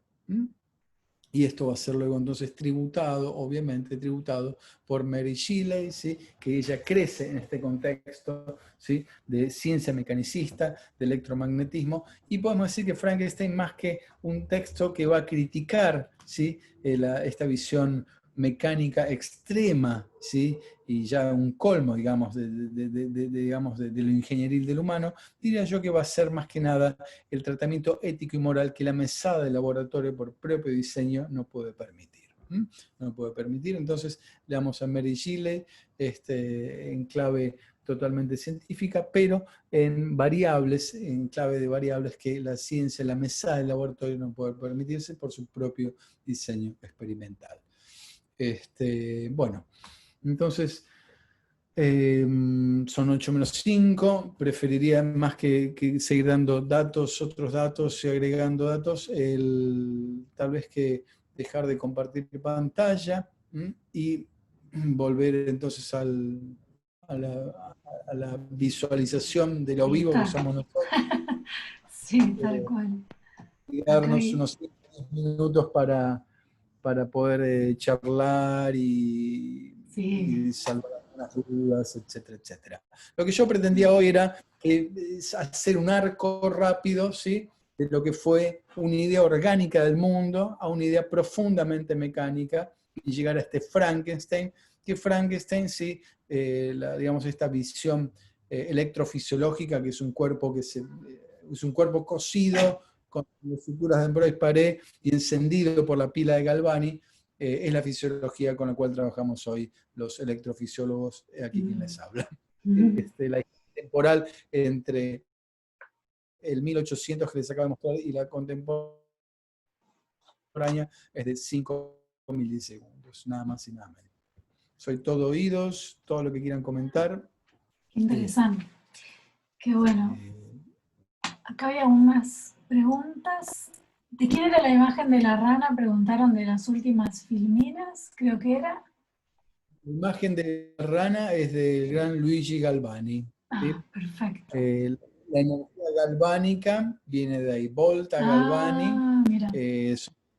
Son las pilas voltaicas, todo esto son los experimentos que hacen al universo del descubrimiento y la manipulación de las energías eléctricas, magnéticas, y que luego el Faraday va a unificar en la teoría electromagnética, ¿sí?, que va a ser la que va a traccionar la segunda revolución industrial, que va a ser la revolución eléctrica.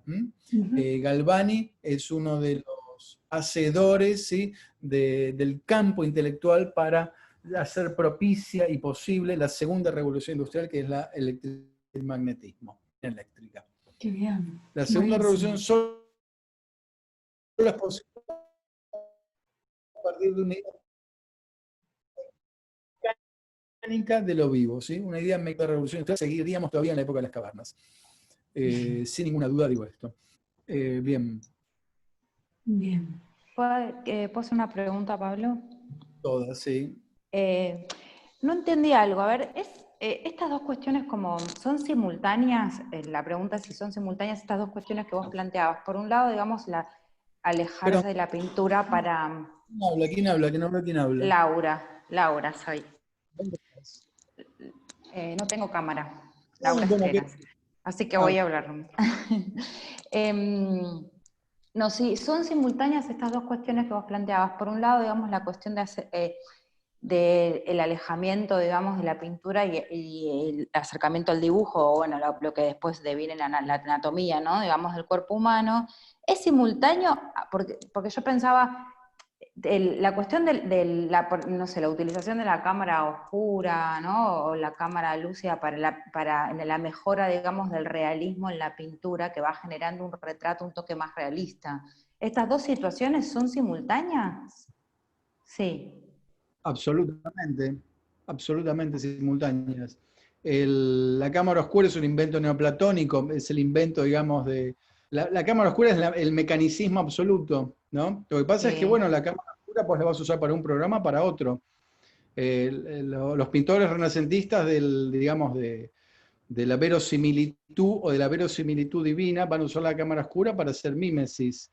Y los científicos después se van a alejar de la cámara oscura porque no nos interesa a los científicos las perspectivas, vamos a lo plano. De hecho, yo todas las imágenes que son planas. A mí como científico no me importa la verosimilitud, para nada. De hecho, el invento de la fotografía es para modelizar lo vivo en 2 dimensiones. El uso después de la 3D, la fotografía como mímesis, ya es un epifenómeno de otro campo cultural, no científico, ¿no? No científico. De hecho, hoy en día, con toda la gran artillería tecnológica, ¿sí? Los científicos seguimos utilizando el 2D. Nunca usamos la 3D para trabajar en el laboratorio. Nunca, nunca. Usamos la 3D para hacer el dibujo lindo para la tapa de una revista, pero nunca para hacer el experimento. Nosotros necesitamos la situación más simple y clara, la más matemática posible. Claro. Cuando vos, si venís un día al laboratorio a ver una disección de un animal, perdón, me meto un terreno escabroso, pero nunca vas a trabajar hoy en el siglo XXI con una imagen 3D para hacer una disección. Vas a utilizar un dibujo blanco y negro, ¿sí? en clave bien simple, bien naif, como podría ser un dibujo de los comienzos del mecanismo del Renacimiento. Pues es la hoja de ruta más simple. El ejemplo más claro es si vos tenés que ir caminando de tu casa. Sí. No, o sea que podríamos entonces decir que son simultáneas, pero son hechas por con distintas intenciones. O sea, uno sería más como el abordaje más después que va a retomar, no sé, los científicos, el anatomista, o digamos, la medicina, y otro, un abordaje más artístico, digamos. O sea, son simultáneos, pero hechos por distintas personas, digamos, ¿no? O gente, o mundos, ¿no? Yo lo que estoy presentando es Son técnicas visuales, son tecnologías visuales. La pintura y el dibujo son tecnologías visuales. Vos, acorde a lo que tengas que hacer con el mundo natural, vas a elegir una u otra. La inteligencia está en eso. El dibujo y la pintura no definen el campo de acción. Lo que define el campo de acción es al servicio de que vos pongas el dibujo y la pintura, ¿no? Creo que ese es un poco la idea. De hecho, el dibujo mimético va a ser retomado en la ciencia romántica y en las guías de campo para identificación, por ejemplo, de plantas y animales, ¿sí? En la guía de campo. Ahí sí vos necesitas un dibujo, una pintura. La liebre de Durero, ¿sí? Es la guía de campo perfecta para identificar un animal en el campo. Ahora, para hacer biología al interior de la liebre, ya la pintura no me sirve más. Ahí no me sirve más. Bien. Ah, ok, está bien. Te diría que el tema es muy importante. Sí, Claro. total. ¿Querés que leamos ahí un par de preguntas acá por el chat? Beatriz dice, dale. me parece un par de comentarios interesantes. Dice, ¿cómo cambia la ciencia en relación a la religión en la última etapa? ¿O cómo se sale de la unión que tenían las ciencias y la religión en la Edad Media? Beatriz Black. Mira, la ciencia y la religión, lejos de ser dos campos opuestos, lejos, esa es una lectura historiográfica, digamos, Claro. ¿no? Que digo yo que tiene muy poco que ver con la práctica religiosa y científica. La ciencia empieza en los monasterios, ¿sí? La gente de conocimiento está inscrita en las instituciones de poder que en el medioevo son religiosas, sí o sí. Galileo es un hombre de Dios, ¿sí? Es amigo del Papa, un hombre de Dios. Kepler es un hombre mágico, ¿sí? Es un hombre de Dios, es un neoplatónico, profundamente creyente. Robert Flux, el padre de la alquimia, el abuelo de la química, es un hombre neoplatónico, ¿sí? Es un hombre mágico. Son todos hombres de profunda religión, de profunda creencia. La ciencia del 1800, la ciencia positivista, está hecha por hombres de Dios. Darwin es un hombre de Dios. Darwin estudia para ser clérigo, ¿sí? O sea, Darwin se debate entre ser médico o clérigo y deviene naturalista. Cuvier, Buffon, son todos hombres de Dios, profundamente religiosos. Lo que entienden ellos, que es la gran articulación que hace Galileo, es que ellos dicen, el libro de la vida está inscrito en 2 volúmenes, ¿sí? El libro de la ética y moral, ¿sí? Está escrito en clave bíblica, y el libro mecánico de la naturaleza en clave matemática. Por lo tanto, podemos separar el estudio de la naturaleza e inteligentemente, acorde a la pregunta que le hagamos a la naturaleza, utilizar el libro de la matemática o las Sagradas Escrituras. No hay ninguna contradicción, y el Papa de 1700 lo ve muy bien claramente con esto, y arma las Venus desmontables, que es una idea muy perfecta. El campo en el campo nacional inclusive, en la ciencia del siglo XX, Argentina, la ciencia digamos, Argentina está formada por hombres de Dios, ¿sí? Los grandes médicos argentinos que forman la ciencia argentina en la segunda mitad del siglo XX, son todos gente profundamente religiosa, profundamente religiosa. Yo tuve el placer de formarme con uno de ellos, que es el doctor Tacchini, un hombre profundamente religioso, y es la base de la ciencia argentina. No hay contradicción entre tu creencia y una visión mecánica del mundo si vos tenés en claro qué pregunta le haces y qué técnicas usar para responder una pregunta u otra, ¿no? El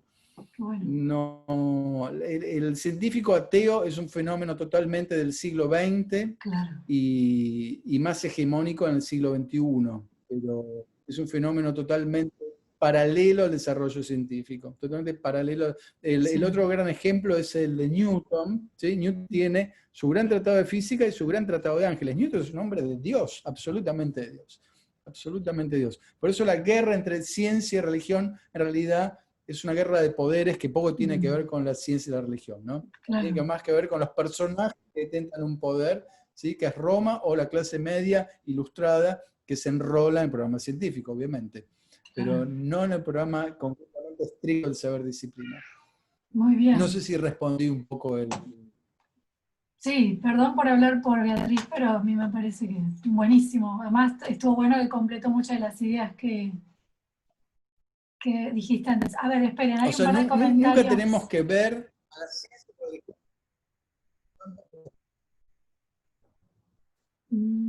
Se cortó un poquito A el ver, último, perdón. Descartes, a ver, si quieren buscar algunas preguntas Dale, o sí, comentar decía, algo, yo me mareo bueno, en el María chat. Noel Los consultaba griegos si siempre es cierto que Descartes viajaba con una muñeca autómata antes, cuando hablabas del tema, que me resultó. Ah, yo los escucho bien.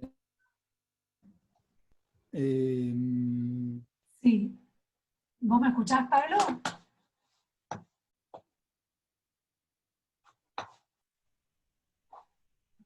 Pablo, hola. ¿Se cortó? No escucho. Ahora, ¿me escuchás? Hola.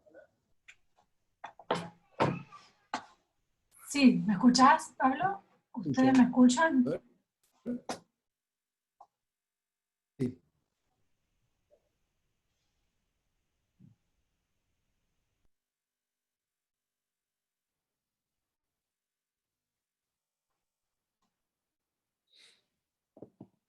Ay, ¿se cortó, Pablo? Se fue, me parece. ¿Ustedes me escuchan? Me parece que se desconectó. Sí. No, se Sí, yo fue. escucho, pero a Pablo no lo veo más. No, se desconectó. Ahora volvió. A ver, hola. Nos abandonó. Ahí volvió, me parece. Ahí volví. Ahí volviste, sí. Ahí estás. Sí, se había desconectado un segundo. Sí, ¿qué decían? Perdón. Sí. No, justo había varias consultas y comentarios a la vez, pero fue en el momento en que te desconectaste. Pero bueno, no sé si estamos justo por ahí, decían muchos que ya saludaban, que como estábamos en horario, varios se desconectaron. ¿Quieren que los que quedaron sus preguntas pendientes las anotan y las recogemos, si no, el jueves que viene? Como prefieran, porque vi que muchos saludaban que ya se iban. No sé, vos también, Pablo, Bueno. si querés seguir un minuto más o ya cerramos. Un minuto más. Hagamos un minuto más. No, quería aclarar solo una cosa. Dale. Con respecto al uso de imagen, ¿no? Con respecto al uso de la imagen científica, que siempre parecería haber, digamos, la estrategia visual, el científico es un ser visual, ¿no? Mira el mundo, lo modeliza y hace un ready-made del mundo. Es 100% visual. Ahora, hay un desarrollo divergente muy fuerte desde el 1500 al siglo XXI en el uso de la imagen, ¿sí? Lo podemos ver, el arte contemporáneo tiene una polisemia, ¿sí?, de usos visuales mucho más grande que la caja de herramientas del científico. Esto no significa que el científico sea torpe en el desarrollo de estrategias visuales, ¿sí? no significa que sea torpe, sencillamente lo que significa es que la pregunta del científico sigue siendo la misma que se hacía en el 1500, y encontró una técnica visual para responderla, que es muy robusta, es simple, bella y clara, que es el dibujo. Entonces, mientras no haga falta otra técnica visual para relacionarnos con el mundo real, seguimos utilizando la misma tecnología que sigue siendo robusta. Es por eso sencillamente que la ciencia no desarrolló el gran estilo de la pintura, ¿sí?, del óleo sobre tela, como si fue en el campo de los pintores que escribieron, ¿sí?, a una narrativa mímesis y de encumbramiento social, religioso y social, ¿no?, como la pintura de Caballete del Renacimiento. Sencillamente el científico encuentra una caja de herramientas que es pertinente. Y mientras el paradigma siga siendo el mismo, que el paradigma del científico es el mismo de hoy que del 1500, seguimos utilizando la misma caja de herramientas. Y la gran tecnología de imágenes contemporáneas no reemplazan al dibujo, no reemplazan al dibujo. Esto lo digo en serio, no lo reemplazan. Puede complementar la mirada, pero no reemplazamos un manual de anatomía, ¿sí?, dibujado a mano, digamos, impreso, por un escaneo sobre un cuerpo humano y verlo en 3D. Eso no nos sirve.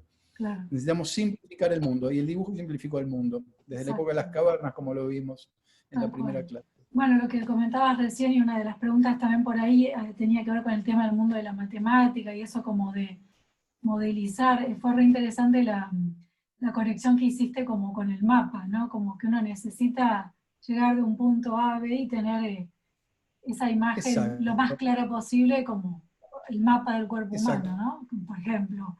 O del... Esa es la cartografía, exacto. Si yo te hago un mapa, es como el gran cuento de Borges. Uno a uno. Sirve como mapa, estoy para el mismo campo. Pongo, la imagen satelital no me sirve para moverme sobre el territorio. El mejor mapa es el más abstracto, el que va al dibujo, al punto de línea sobre el plano. Claro, tal cual, a la idea más simple. Por eso insisto, el dibujo científico no pretende ser un espejo de la naturaleza, pretende darme una hoja de ruta para que yo pueda moverme en esta confusión de cosas. Perfecto, buenísimo.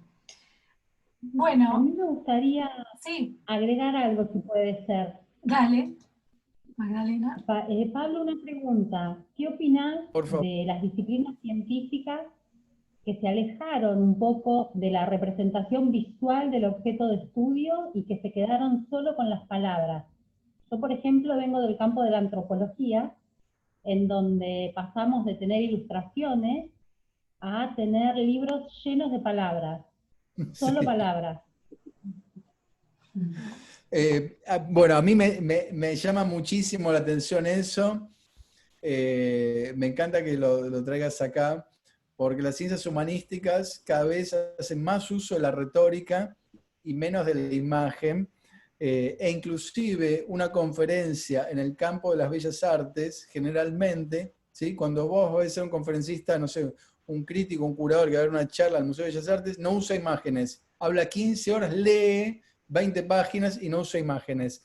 Y cuando vas a ver una presentación de una tesis científica de un biólogo, ¿sí?, lo único que ves son imágenes, como yo te proyecto imágenes, imágenes, imágenes, y sobre la imagen hablo. Sin imagen no hay texto. Las ciencias humanísticas se alejaron de la imagen, tributan claramente a una visión platónica, me parece a mí.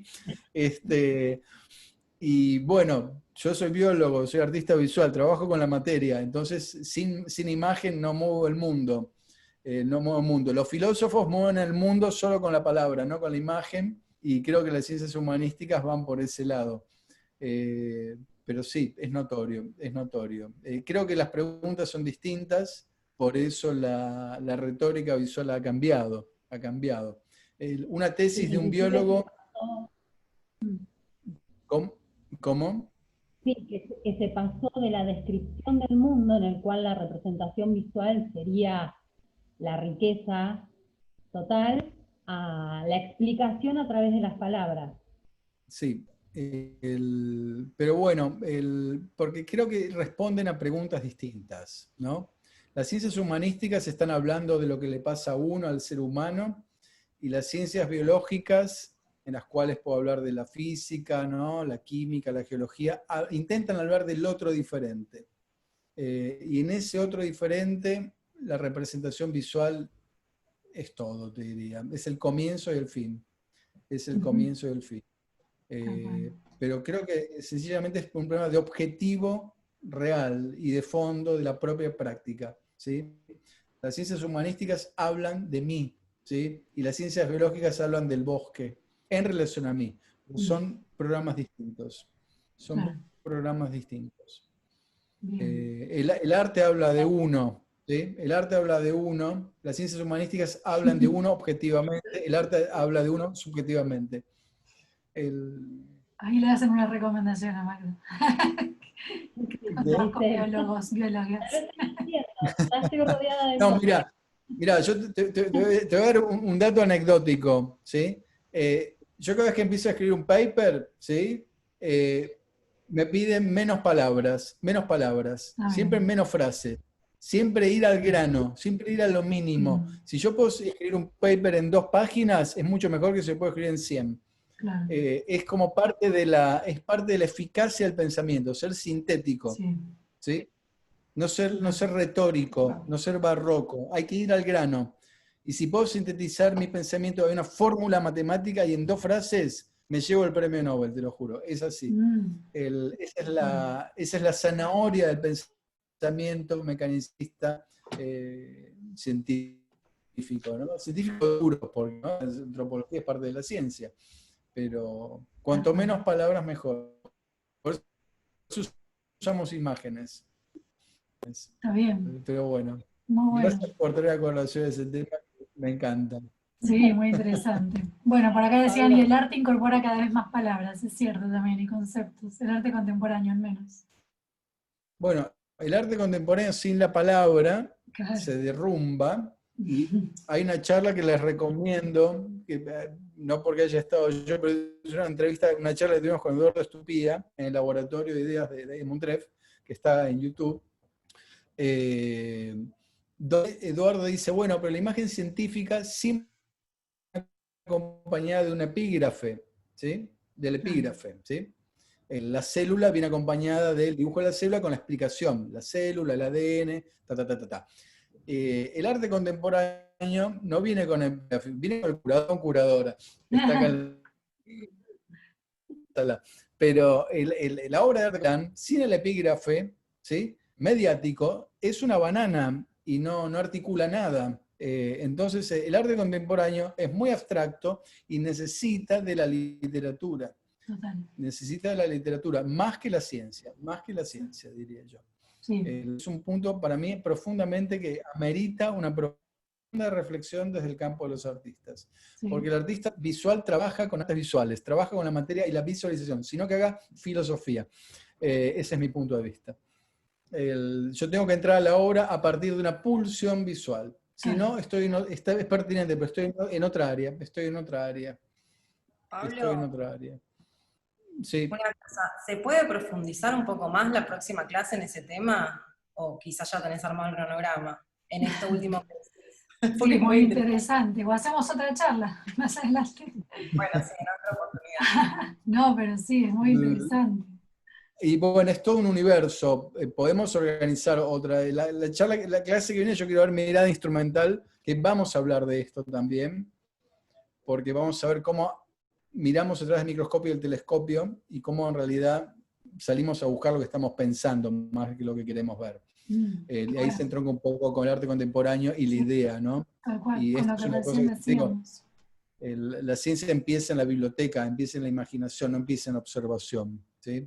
Va a la observación, pero después que leyó a Julio Verne, ¿sí? Claro. Ahí después voy a la luna, después que leí Julio Verne. Si yo no puedo ir a la luna, no tengo imaginación.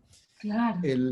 Les recomiendo, no quiero ser autoegocéntrico, pero miren, a los que les interesa este tema, miren la charla que tuve con Eduardo Estupía.